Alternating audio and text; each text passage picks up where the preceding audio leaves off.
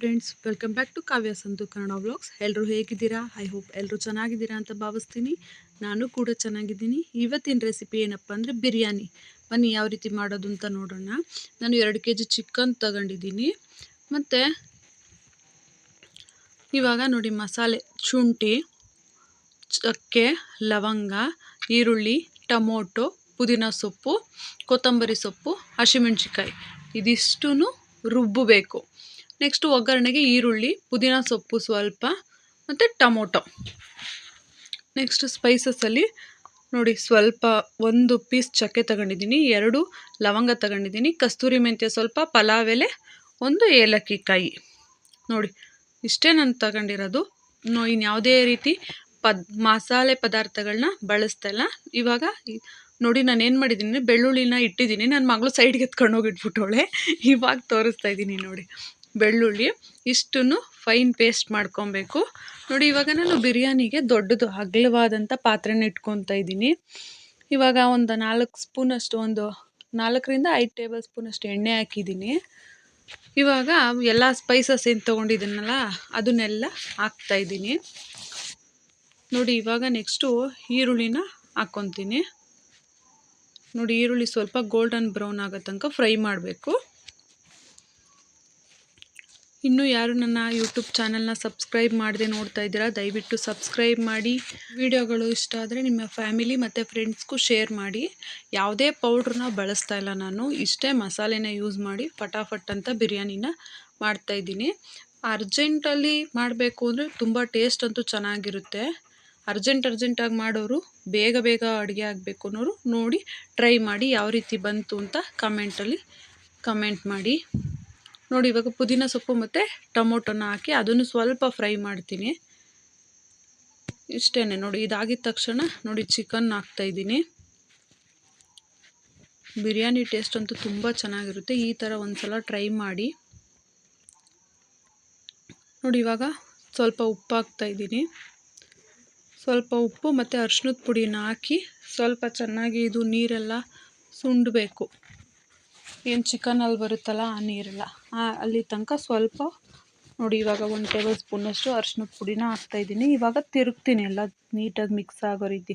ಉಪ್ಪು ಅರಿಶಿನದ ಪುಡಿ ಎಲ್ಲ ಚಿಕನ್ ಹಿಡಿಬೇಕು ಆ ರೀತಿ ಸ್ವಲ್ಪ ತಿರುಗ್ತೀನಿ ನೋಡಿ. ಆನಂತರ ನಾನೇನು ರುಬ್ಬಿಟ್ಕೊಂಡಿದ್ನಲ್ಲ ಮಸಾಲೆ ಅದನ್ನು ಹಾಕ್ತೀನಿ. ನೀವು ಯಾವ ರೀತಿ ಮಾಡ್ತೀರಾ ಅಂತಲೂ ಕಮೆಂಟ್ ಮಾಡಿ. ಇದೇ ರೀತಿ ನನ್ನ ವಿಡಿಯೋಗಳಿಗೆ ಪ್ರೋತ್ಸಾಹ ನೀಡ್ತಾಯಿರಿ ನೋಡಿ. ಈ ರೀತಿ ಸ್ವಲ್ಪ ಇನ್ನೊಂದು ಸ್ವಲ್ಪ ಬೇಯಲಿ, ಚಿಕನೆಲ್ಲ ಚೆನ್ನಾಗಿ ಬೇಯಬೇಕು ನೋಡಿ. ಇವಾಗ ಬೆಂದಿದೆ. ಇವಾಗ ನಾನೇನು ಮಾಡ್ತೀನಿ, ರುಬ್ಬಿಟ್ಕೊಂಡಿದ್ನಲ್ವಾ ಆ ಮಸಾಲೆನ ಸೇರಿಸ್ಕೊತೀನಿ. ನೋಡ್ತಾ ಇರ್ಬೋದು. ಇವಾಗೆಲ್ಲ ಸೇರಿಸಿ ಈ ಮಸಾಲೆ ಸ್ವಲ್ಪ ಎಣ್ಣೆ ಬಿಡಬೇಕು. ಚೆನ್ನಾಗಿ ಬೆಂದರೆ ಹಸಿ ವಾಸನೆ ಎಲ್ಲ ಹೋಗುತ್ತೆ. ನಾನು ಹುರಿದಿಲ್ಲ ಅಲ್ವ, ಎಣ್ಣೆಲಿ ಯಾವುದನ್ನು ಫ್ರೈ ಮಾಡಿಲ್ಲ, ಏನು ಡೈರೆಕ್ಟಾಗಿ ರುಬ್ಬಾಕಿದ್ದೀನಿ. ಇವಾಗ ನೋಡಿ ಇದನ್ನೆಲ್ಲ ಚಿಕನ್ ಎಲ್ಲ ಮಿಕ್ಸ್ ಮಾಡಿ ಒಂದು 10ರಿಂದ 15 ನಿಮಿಷ ಅದು ಚೆನ್ನಾಗಿ ಬೆಂದರೆ ಆ ಮಸಾಲೆ ಎಲ್ಲ ಚೆನ್ನಾಗಿ ಬೆಂದು ಎಣ್ಣೆ ಬಿಡುತ್ತೆ. ಆವಾಗೇ ಬಿರಿಯಾನಿ ಟೇಸ್ಟಾಗಿ ಚೆನ್ನಾಗಿ ಬರುತ್ತೆ ನೋಡಿ. ಇವಾಗ ಈ ರೀತಿ ತಿರುಗಿಸ್ತಿದ್ದೀನಿ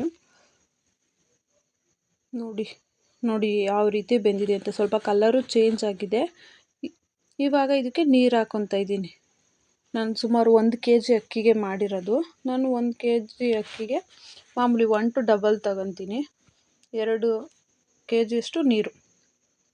ಈ ಪಾತ್ರೆ ಲೆಕ್ಕದಲ್ಲಿ ಹೇಳಬೇಕು, ನಾನು ಯಾವ ಪಾತ್ರೆಯಲ್ಲಿ ತಗೊಂಡಿದ್ದೆ ಅದರಲ್ಲಿ 2 ಸಲ ನೀರನ್ನ ಸೇರಿಸ್ಕೊತೀನಿ ನೋಡಿ. ಇವಾಗ ಎಣ್ಣೆ ಎಲ್ಲ ಮೇಲೆ ತೇಲ್ತಾ ಇದೆ, ಚೆನ್ನಾಗಿ ಕುದೀತಾ ಇದೆ.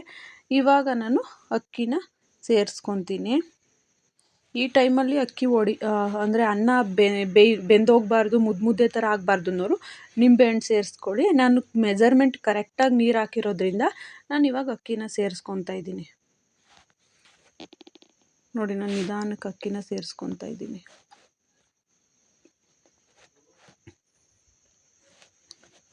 ಪೂರ್ತಿ ಅಕ್ಕಿ ಎಲ್ಲ ಸೇರಿಸ್ಬಿಟ್ಟು ಒಂಚೂರು ಅಕ್ಕಿ ಬೆಂದ ತಕ್ಷಣ ನೀವು ಉಪ್ಪನ್ನ ಈ ಟೈಮಲ್ಲಿ ಚೆಕ್ ಮಾಡ್ಕೋಬೋದು. ಉಪ್ಪೇನಾದ್ರು ಬೇಕು ಅಂದರೆ ಹಾಕ್ಬೋದು, ಇಲ್ಲ ಕರೆಕ್ಟಾಗಿದೆ ಅಂತಂದರೆ ಅಷ್ಟಕ್ಕೆ ಇದು ಮಾಡ್ಕೊಳ್ಳಿ. ನೋಡಿ ಕುಕ್ಕರಲ್ಲಿ ಮಾಡ್ತೀವಿ ಅನ್ನೋರು ಹಿಂಗೆ ನೀರು ಸ್ವಲ್ಪ ಕುದಿದ ತಕ್ಷಣವೇ ಅಕ್ಕಿ ಎಲ್ಲ ಹಾಕಿ ಒಂದು ವಿಸಲ್ ತೆಗೆದ್ರೆ ಸಾಕು. ಒಂದು ವಿಸಲ್ ತೆಗೆದ್ರೆ ಬಿರಿಯಾನಿ ಕರೆಕ್ಟಾಗಿ ಆಗಿರುತ್ತೆ. ಬೇಗ ಮಾಡಬೇಕು ಅನ್ನೋರು ಈ ರೀತಿ ಟ್ರೈ ಮಾಡಿ, ಇಲ್ಲ ಸ್ವಲ್ಪ ನಿಧಾನವಾಗಿ ಟೈಮ್ ಇರುತ್ತೆ ಅನ್ನೋರು ಈ ರೀತಿ ಪಾತ್ರೆಗಳಲ್ಲಿ ಮಾಡಿ. ಪಾತ್ರೆಗಳಲ್ಲಿ ಮಾಡೋದ್ರಿಂದ ಏನು ಅಂದರೆ ನಾವು ಉದ್ರುದ್ರಾಗುತ್ತೆ, ಮುದ್ದೆ ಥರ ಆಗಲ್ಲ. ಹಂಗಾಗಿ ನಾನು ಈ ಥರ ಪಾತ್ರೆಗಳಲ್ಲಿ ಬಿರಿಯಾನಿ ಮತ್ತು ಪಲಾವ್ ಮಾಡೋದು. ನೋಡಿ ಇವಾಗ ನಾನು ಅಕ್ಕಿ ಮತ್ತು ಚಿಕನ್ ಎಲ್ಲ ನೀಟಾಗಿ ಮಿಕ್ಸ್ ಮಾಡಿಬಿಟ್ಟು ಇವಾಗ ಒಂದು 15 ನಿಮಿಷ ಮುಚ್ತೀನಿ. ನೋಡ್ತಾ ಇರ್ಬೋದು. ನೋಡಿ ಇವಾಗ ಆಲ್ಮೋಸ್ಟ್ ಆಲ್ ಒಂದು 90% ಅಷ್ಟು ಆಗಿದೆ. ಇವಾಗ ನಾನೇನು ಮಾಡ್ತೀನಿ ಅಂದರೆ ದಮ್ ಕಟ್ತೀನಿ. ಇದನ್ನು ಪಾತ್ರೆ ಮುಚ್ಚಿಬಿಟ್ಟು ಅದ್ರ ಮೇಲೆ ಯಾವುದಾದ್ರೂ ಒಂದು ಏನೋ ತೂಕದ್ದು ನಿಮ್ಮ ಮನೇಲಿ ಏನಿರುತ್ತೆ, ನನ್ನ ಮನೇಲಿ ಇದು ಇತ್ತು, ಹಂಗಾಗಿ ಇದನ್ನ ಇಟ್ಟು ಒಂದು 10 ನಿಮಿಷ ಸಾಕಾಗುತ್ತೆ. ಕರೆಕ್ಟಾಗಿ ಒಂದು 10 ನಿಮಿಷ ಆದರೆ ಪರ್ಫೆಕ್ಟಾಗಿ ದಮ್ ಕಟ್ಟಿರುತ್ತೆ. ನೋಡ್ತಾ ಇರ್ಬೋದು. ಇವಾಗ ನಾನು ದಮ್ ಕಟ್ಟಿಸಿ ತೆಗಿತಾ ಇದ್ದೀನಿ. ನೋಡಿ ಎಷ್ಟು ಚೆನ್ನಾಗಿ ಪಲಾವ್ ಬಂದಿದೆ ಅಂದರೆ ಸೂಪರಾಗಿತ್ತು. ಟೇಸ್ಟ್ ಮಾತ್ರ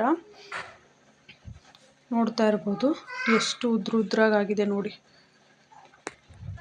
ನಾನು ಬಾಸುಮತಿ ಅಕ್ಕಿನೂ ಬಳಸಿದ್ದೆ, ಅಂದರೆ ಇದು ಇನ್ನೂ ಸ್ವಲ್ಪ ಆರಿದ್ರೆ ಅದು ಇನ್ನೂ ಚೆನ್ನಾಗಿ ಉದ್ರಾಗಿ ಆಗಿರುತ್ತೆ. ನೋಡ್ತಾ ಇರ್ಬೋದು. ಈ ರೀತಿ ಹೊಸ ರೆಸಿಪಿಗಳಿಗಾಗಿ ಕಾವ್ಯ ಸಂತು ಕನ್ನಡ ವ್ಲಾಗ್ಸ್ನ ಸಬ್ಸ್ಕ್ರೈಬ್ ಮಾಡಿ, ನಿಮ್ಮ ಫ್ಯಾಮಿಲಿ ಮತ್ತು ಫ್ರೆಂಡ್ಸ್ಗೂ ಶೇರ್ ಮಾಡಿ. ಮತ್ತೆ ಸಿಗುವ ಮುಂದಿನ ವಿಡಿಯೋದಲ್ಲಿ. Thank you.